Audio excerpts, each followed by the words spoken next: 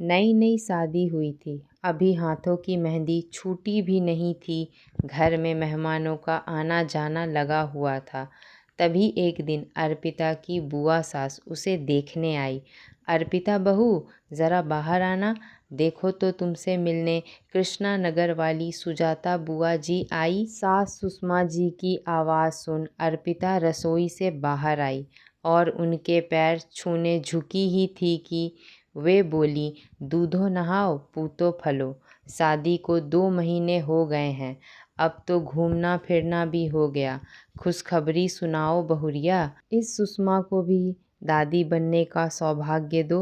सुनो बहू, ज़्यादा टालम टोली ना करना, वरना बड़ी परेशानी आती है। आजकल तुम बच्चे ना जाने फैशन में क्या क्या करते हो, अकल तो होती नहीं है, बाद में पछताते हो। इसीलिए ज़्यादा सोचो विचारो मत, जल्द से जल्द गोद में लल्ला खिलाओ। अपनी ननद सुजाता की बात सुन कुसुम देवी ठहाका मारकर हंस दी। एकदम सही कहा जीजी, हमें तो जल्द से जल्द अपना परपोता खिलाना है। हमारे स्वर्ग की सीढ़ी जितनी जल्दी हमारे पास आ जाए उतना बढ़िया। इसीलिए अपनी बुआ की बात का मान रखना। दादी सास भी जोर देते हुए बोली। चाय पानी के बहाने अर्पिता रसोई में लौट गई। वहाँ चाय का पतीला गैस पर चढ़ा, सोच में डूब गई। क्या एक लड़की की किस्मत सिर्फ शादी है और शादी के बाद बच्चा पैदा करना एक उपलब्धि है? जिस दिन से शादी हुई है उस दिन से आशीर्वादों की झड़ी लग गई है।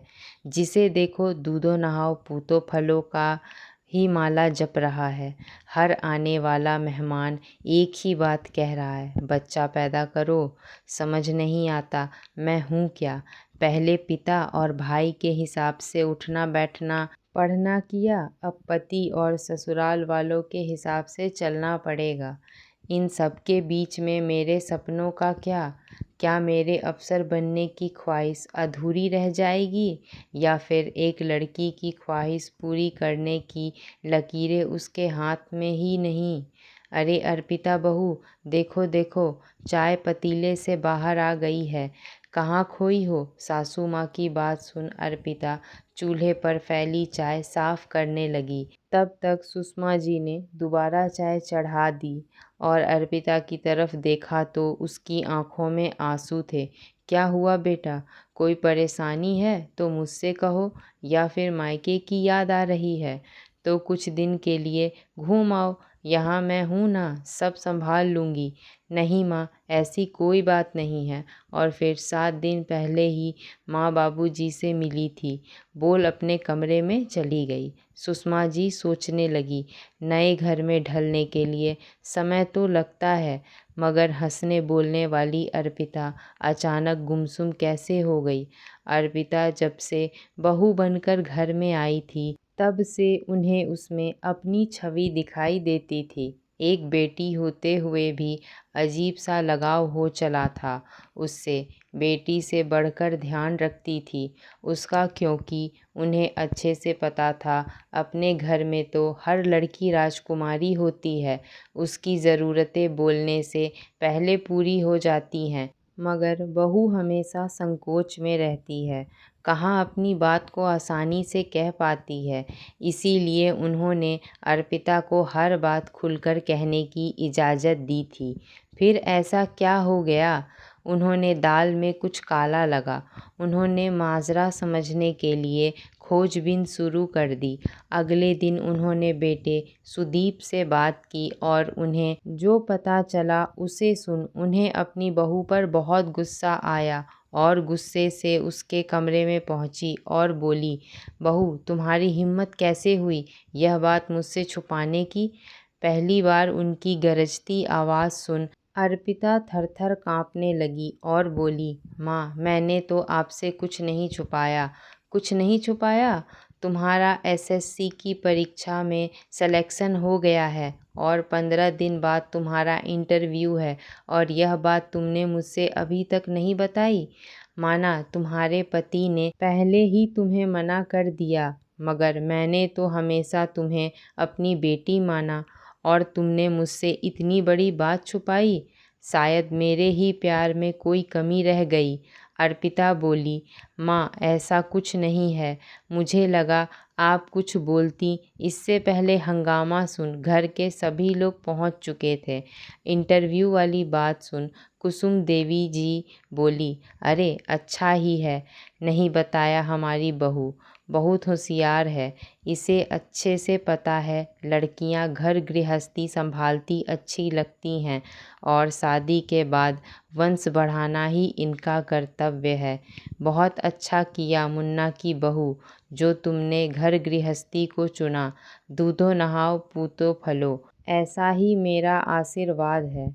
अपने दोनों हाथों को उठाते हुए बोली, बिल्कुल नहीं। एक लड़की को अपनी ख्वाहिश पूरी करने के लिए किसी की इजाज़त नहीं लेनी चाहिए। माना ऐसा बरसों से होता आया है मगर अब नहीं होगा। मैं अपनी बहू को अपनी हर ख्वाहिश पूरी करने की इजाज़त देती हूँ। अर्पिता, तुम अपने इंटरव्यू की तैयारी करो। तुम्हें घर के कामों और किसी और बात की चिंता करने की कोई ज़रूरत नहीं। मैं तुम्हारे साथ हूँ। तुम्हारा दिमाग खराब हो गया है बड़ी बहू। अपनी बहू को काबू में रखो। ये बाहर नौकरी करने गई तो तुम अपना बुढ़ापा खराब कर लोगी। अब यह कोई उम्र है तुम्हारी रसोई संभालने की। बहू अफसर बन गई तो तुम्हें चूल्हा चौका में झोंक देगी। देख ले मोहनलाल, तेरी बीवी क्या नया नियम बनाने जा रही है। मैं कहती हूँ रोकने से इसे फिर मत कहना मैंने बताया नहीं। कुसुम देवी भड़कते हुए बोली। अपनी माँ की बात सुन मोहनलाल जी बोले, सुषमा तुम्हारा दिमाग खराब हो गया है। बेटा इतना अच्छा कमाता है, घर में किसी चीज़ की कमी नहीं, फिर क्यों बहू को बाहर जाकर काम करना है। माँ सही कहती है, बहू को ज़्यादा सर ना चढ़ाओ। और अर्पिता बहू, तुम चुपचाप रसोई संभालो, वही तुम्हारे और हम सब के लिए ठीक रहेगा। हाँ, दिमाग खराब हो गया है। काश यह दिमाग अपने लिए भी खराब हुआ होता। आपको याद है रोहिणी के बाद मैंने भी संविदा की परीक्षा दी थी और पास भी कर ली थी, मगर आप और मम्मी जी का कहना था 2 बच्चे घर कौन संभालेगा। घर में बहू चाहिए, कोई अफसरनी नहीं। उस दिन मेरी मेहनत और ख्वाहिशें अधूरी रह गई थी। आज तक मम्मी जी ने सास बन हर फैसले सुनाए और अपने एक आज्ञाकारी पुत्र बन सभी निभाए, मगर अब और नहीं। यह मेरी बहू है, मैं इसके साथ जो चाहे करूं और मैं चाहती हूँ कि ये अफसर बने। और रही रसोई की बात, तो जैसे मैं सारे काम अपने बेटा बेटी के लिए करती हूँ वैसे ही अपनी बहू के लिए भी करूँगी। अपने स्वार्थ के लिए उसकी ख्वाहिशों की तिलांजलि नहीं दूंगी। बेटी रोहिणी, तू आज ही अपनी भाभी का अच्छी कोचिंग में एडमिशन करवा इंटरव्यू की तैयारी के लिए। और मैं तुम्हें विजयी भव का आशीर्वाद देती हूँ। अफसर बन ही मेरे घर में कदम रखना, तब मैं तुम्हारा दोबारा गृह प्रवेश करूँगी। सुषमा जी आदेश देते हुए। सुषमा जी की दृढ़ता देख कुसुम देवी और उसके बेटे मोहन लाल जी चुपचाप अपने कमरे में चले गए, क्योंकि अब उन्हें पता था अगर बहू के खिलाफ कुछ भी बोलें तो एक माँ सास के रूप में ढाल बनकर खड़ी है। अर्पिता ने आगे बढ़ अपनी सासू माँ को गले लग गई और बोली, माँ का आशीर्वाद किस्मत वालों को मिलता है और वो कभी बच्चों के सपने ख्वाहिशों का स्वाहा नहीं होते। दोस्तों, शादी के बाद किसी भी लड़की के लिए अपने सपनों को पूरा करना आसान नहीं होता, क्योंकि पूरे घर की जिम्मेदारी के साथ वह अपनी पढ़ाई जारी नहीं रख सकती और कहीं न कहीं उसके सपने धीरे धीरे ख़त्म होने लगते हैं और वह अपनी ज़िंदगी से समझौता कर अपनी ज़िंदगी को वैसे ही स्वीकार कर लेती है जैसे उसकी ज़िंदगी चल रही होती है। हर बार लड़की को ही हालातों से समझौता करना होता है। अपने सपनों को मारकर पूरी ज़िंदगी घुट घुट कर जीना उसकी मजबूरी बन जाती है। लेकिन ऐसा कब तक चलेगा? हर व्यक्ति को आज़ादी से ज़िंदगी जीने का हक होता है।